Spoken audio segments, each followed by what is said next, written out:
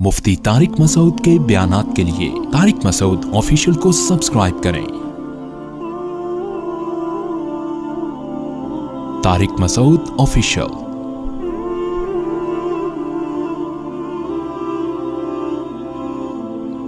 सहाबा कराम देखो, पहले जब तक इस्लाम नहीं था तो किसी ने घोड़े ने पानी पहले पिला दिया ना अपने घोड़े को, तो इस पे लड़ाई शुरू, तुमने पहले पानी क्यों पिलाया, भड्डा शुरू। ऊंट ने पहले पानी पी लिया तो तुमने क्यों पिया, तुम्हारे ऊंट ने क्यों पिया, जब मैं हूं तो मेरा ऊंट पहले पिया। इस पे लड़ाई शुरू, फड्डेबाजी, कबाइली जंग, कत्लो गारत, ये होता था। लेकिन ये वही सहाबा जो बेटियों को जिंदा दफन कर दिया करते थे, जब अल्लाह को पर ईमान लाए हैं, पता चल गया भाई हमें अल्लाह ने पैदा किया है, वो हमें खिलाता है, वो हमें पिलाता है, वो हमसे हिसाब व किताब लेगा। यही सहाबा है कि जब अल्लाह इनकी समझ में आया है तो जंग में जख्मी पड़े हुए हैं, एक पानी मांगते हैं तो कहते हैं भाई, जब उनके पास पानी लेके पहुंचे दूसरी तरफ से आवाज आई पानी, कहते हैं पहले उनको मुझे बाद में। दूसरी तरफ गए, उन्होंने कहा पहले उनको, सब शहीद हो गए लेकिन पहले वो, पहले वो, पहले वो।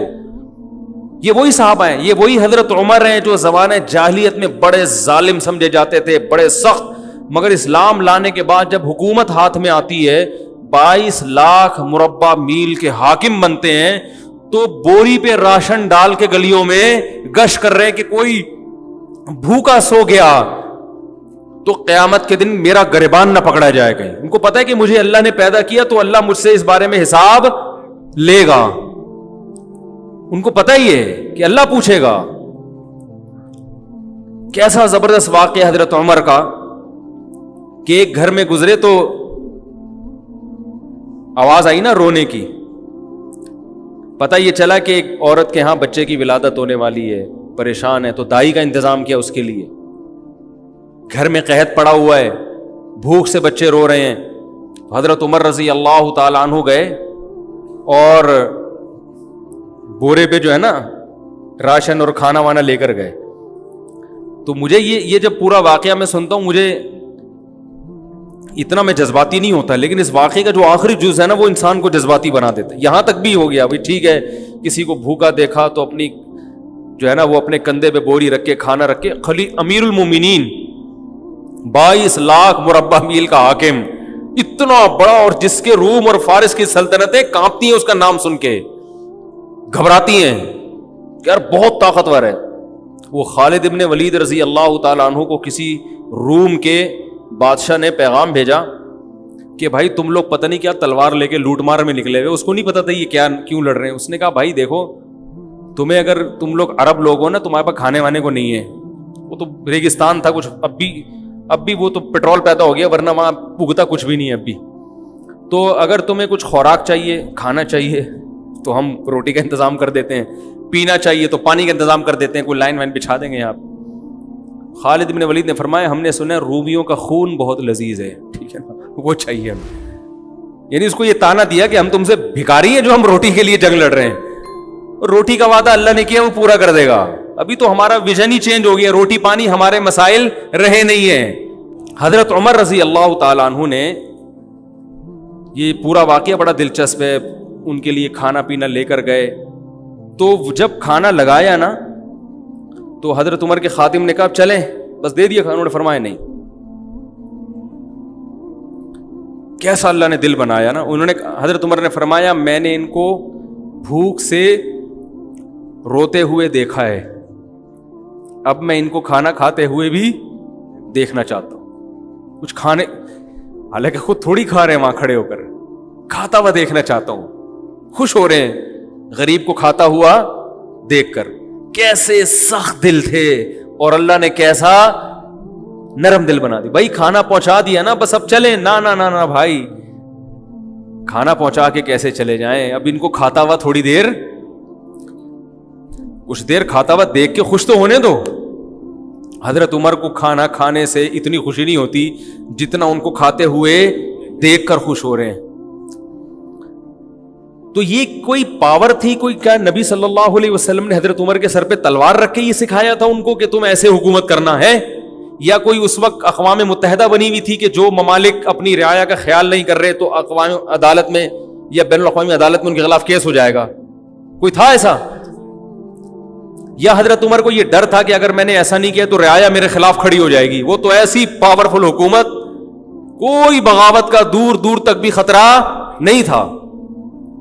اللہ کا خوف، اللہ کا خوف کہ جس خدا نے مجھے حکومت دی ہے، اَيَحْسَبُ الْإِنسَانُ أَن يُتْرَكَ سُدًى، اللہ نے قرآن میں کہہ دیا ہے کہ تم یہ مت سمجھو کہ بیکار چھوڑ دیے جاؤ گے، ہر عمل کی ریزن بیان کرنی پڑے گی کہ اے عمر، اگر آپ کی رعایا میں ایک گھر بھوکا تھا، آپ کو پتہ نہیں چلا، تو اس کی ریزن بیان کریں کہ آپ کو پتہ کیوں نہیں چلا، اور اگر آپ کو پتہ چل گیا تو اس کے گھر میں کھانا پہنچانے کا انتظام کیوں نہیں ہوا؟ یہ بھی ایک عمل ہے نا، اس عمل کا جواب دیں۔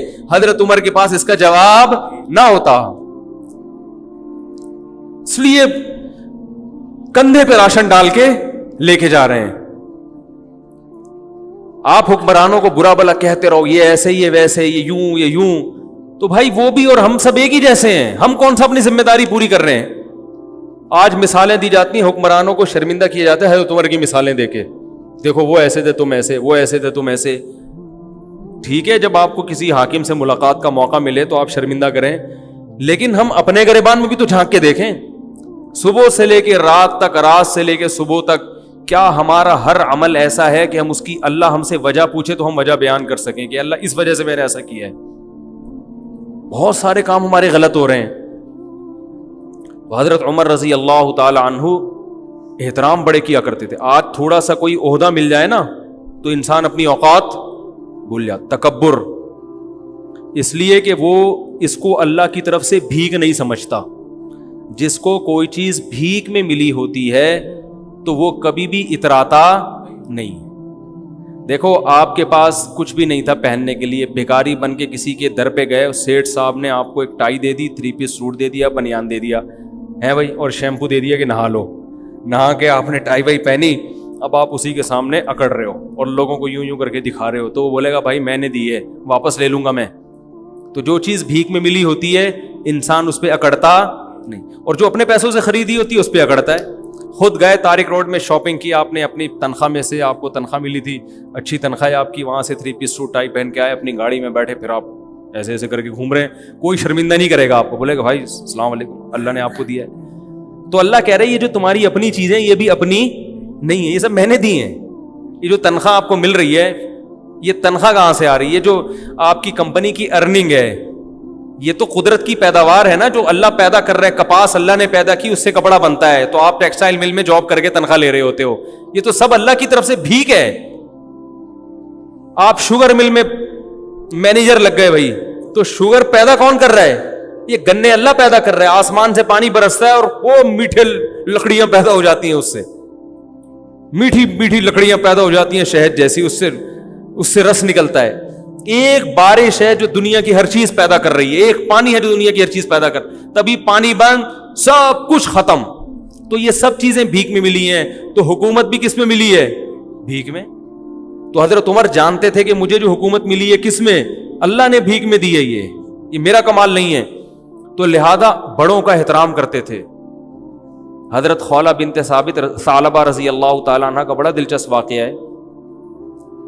حضرت خولہ بنت ثعلبہ جو تھیں، ان کے شوہر نے ان سے زہار کیا۔ زہار کہتے ہیں کہ انتی علی کظہر امی، بیوی کو اپنے ماں کے کسی محترم عضو سے تشبیہ دے دینا کہ تم مجھ پر ایسے ہو جیسے میری ماں کی طرح ہو۔ تو عرب میں یہ الفاظ طلاق کے سمجھے جاتے تھے، تو جب ان کے شوہر نے یہ الفاظ کہے تو یہ پریشان ہو گئے کہ طلاق ہوئی ہے کہ نہیں ہوئی ہے۔ نبی صلی اللہ علیہ وسلم کے پاس آئیں، فتح مکہ کے بعد کا واقعہ یہ، عرض کیا یا رسول اللہ، کیا میں اپنے شوہر پہ حرام ہو گئی؟ آپ نے فرمایا حرام ہو گئی۔ وہ بار بار اللہ کی طرف دیکھتی کہ اللہ کوئی صورت پیدا کر دے، چھوٹے چھوٹے بچے بھی تھے، شوہر سے بہت محبت بھی تھی، پھر جاتی ہیں، پھر واپس آتی ہیں، یا رسول اللہ، جیسے لوگ طلاق دیتے ہیں نا بیوی کو، تو پھر عورتیں بھی آتی ہیں، مرد بھی آتی ہیں، مفتی صاحب 3 دے دی ہیں کچھ تو ہمارے نبی بھی ہمارے نبی کیا کہہ رہے تھے کہ طلاق یعنی نکاح ختم، حرام ہو گئی ہو ہمیشہ کے لیے۔ اس لیے کہ آپ اپنی طرف سے، تو مفتی بھی اپنی طرف سے کچھ نہیں بتا سکتے۔ جب بار بار آئیں اور آسمان کی طرف دیکھتی تو اللہ نے آسمان سے آیتیں نازل کی، قد سمع اللہ 28ویں پارے کا پہلی آیت، قد سمع اللہ قول التی تجادلک فی زوجہا، تحقیق سن لی اللہ نے بات اس عورت کی جو اے نبی اپنے شوہر کے بارے میں آپ سے جھگڑا کر رہی تھی، واللہ یسمع تحاورکما، اللہ تمہاری سرگوشیوں کو، باتوں کو سنتا ہے۔ اور پھر اللہ نے آیتیں نازل کی، والذین یظاہرون منکم من نسائہم، جو لوگ اپنی بیویوں کو ماں کے کسی عضو سے تشبیہ دے دیں، زہار کریں، تو اس طرح کہنے سے ان کی بیویاں حقیقت میں ماں نہیں بن جاتی۔ یہ طلاق کا جملہ نہیں ہے، نہ اس سے طلاق ہوگی نہ بیوی حرام ہوگی، لیکن یہ بری بات ہے۔ تو بری بات کی سزا یہ ہے کہ جو شوہر ایسا جملہ کہے گا تو وہ بیوی کے قریب نہیں جا سکتا جب تک کہ ایک غلام کو آزاد نہ کر دے، اور جس میں غلام کی طاقت نہیں ہے وہ 60 روزے لگاتار رکھے۔ جو 60 روزے بھی نہیں رکھ سکتا، کمزور ہے، بیمار ہے، تو وہ 60 مسکینوں کو 2 ٹائم کا کھانا کھلائے، اس کے بعد بیوی کے پاس جا سکتا۔ تو اللہ نے آیتیں نازل کی۔ کیا خیال ہے بھائی؟ اب آیتیں نازل ہونے کا آپشن اس لیے 3 طلاقیں دیں تو وہیں بیٹھ کے بس سمجھ جائے گا کہ بیوی حرام ہو گئی ہے، ٹھیک ہے نا۔ اب آ کے مفتی کو تنگ نہیں کوئی گنجائش، پھر ادھر سے آ کے فتوے آج کل مارکیٹ میں اویلیبل ہے۔ اور میں بتاتا ہوں اہل حدیث علماء کا میں احترام کرتا ہوں، لیکن 3 طلاق کے مسئلے میں ان کی رائے 100% غلط ہے، بالکل قرآن و حدیث سے متصادم، اجماع امت کے خلاف ہے۔ اس لیے ان کے فتویٰ سے بیوی حلال نہیں ہوگی، خود اہل حدیث کے لیے بھی اس فتوے پر عمل کرنا جائز نہیں ہے۔ تو رسول اللہ صلی اللہ علیہ وسلم نے ان کو بتایا کہ اللہ نے تمہاری بات سن لی، تو یہ بڑی ایک فضیلت تھی۔ یہ حضرت عمر کے دور حکومت میں یہ بوڑھی ہو چکی تھی، خولہ بنت ثعلبہ جو ہے نا، ظاہر ہے وقت گزر گیا تھا، بوڑھی ہو چکی تھی۔ ایک دن حضرت عمر جا رہے ہیں تو ان کو پتا چلا کہ امیر المومنین گزر رہے ہیں، تو یہ بوڑھی ہو گئی تھی۔ انہوں نے حضرت عمر کو روکا اور ٹھیک ٹھاک سنانا شروع کر دی، تم بادشاہ بنے ہو، تم مسلمانوں کے امیر ہو، تمہیں قوم کا خیال نہیں ہے، تم ایسے کر رہے ہو، تم ایسے، جیسے عادت ہوتی ہے بڑے بزرگوں کی۔ حضرت عمر سر نیچے کر کے سن رہے ہیں، سنتے جا رہے ہیں، کچھ نہیں کہہ رہے۔ ایک بات خوب اچھی طرح سمجھ لیا کریں کہ جب کوئی بڑا نصیحت کرے نا، چپ کر کے اس کو سن لیا کرو، چاہے وہ غلطی کر رہا ہو، آپ کے اندر وہ غلطی نہ بھی ہو تو سن لیا کرو۔ آج کل نوجوانوں میں یہ بدتمیزی بہت ہے کہ باپ سمجھا رہا ہے، ماں سمجھا رہی ہے، فوراً جواب دینا شروع کر دیں گے، نہیں آپ غلط کہہ رہے ہیں، میں نے تو ایسا، میں تو ہوئی نہیں ایسا۔